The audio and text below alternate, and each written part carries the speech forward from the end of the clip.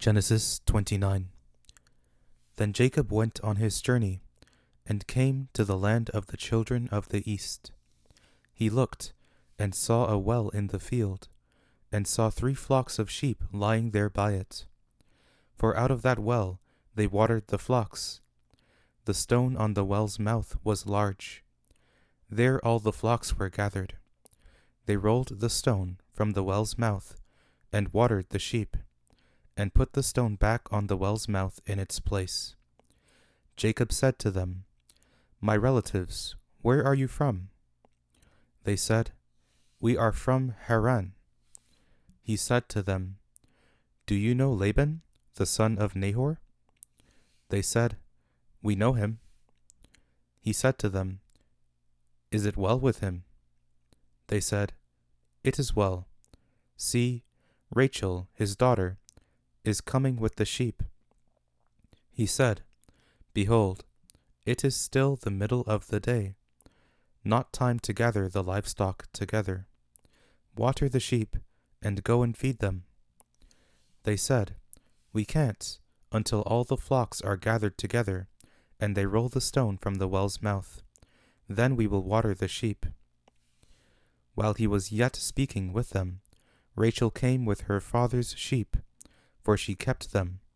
When Jacob saw Rachel the daughter of Laban, his mother's brother, and the sheep of Laban, his mother's brother, Jacob went near, and rolled the stone from the well's mouth, and watered the flock of Laban his mother's brother.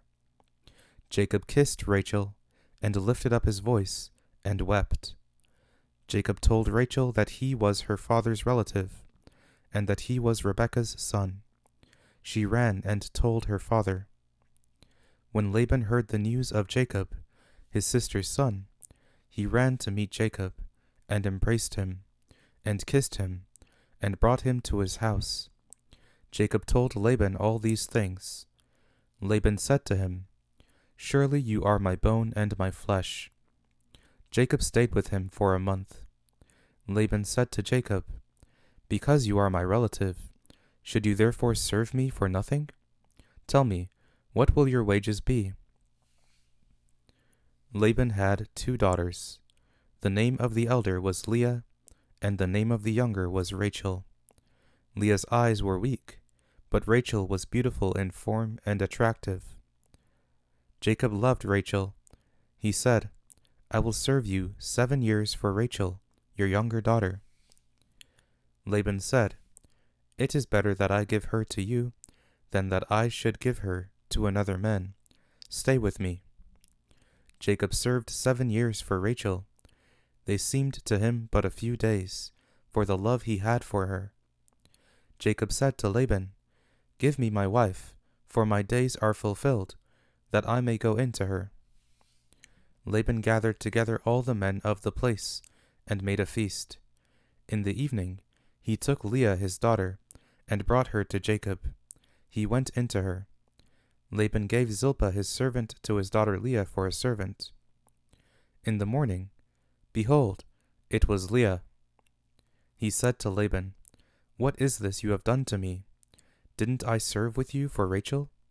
Why then have you deceived me?" Laban said, "It is not done so in our place, to give the younger before the firstborn. Fulfill the week of this one, and we will give you the other also for the service which you will serve with me for 7 more years." Jacob did so, and fulfilled her week. He gave him Rachel his daughter as wife. Laban gave Bilhah, his servant, to his daughter Rachel to be her servant. He went in also to Rachel, and he loved also Rachel more than Leah, and served with him 7 more years. Yahweh saw that Leah was hated, and he opened her womb, but Rachel was barren. Leah conceived, and bore a son, and she named him Reuben, for she said, "Because Yahweh has looked at my affliction, for now my husband will love me." She conceived again, and bore a son, and said, "Because Yahweh has heard that I am hated, he has therefore given me this son also." She named him Simeon. She conceived again, and bore a son. She said, Now this time my husband will be joined to me, because I have borne him 3 sons. Therefore his name was called Levi. She conceived again, and bore a son.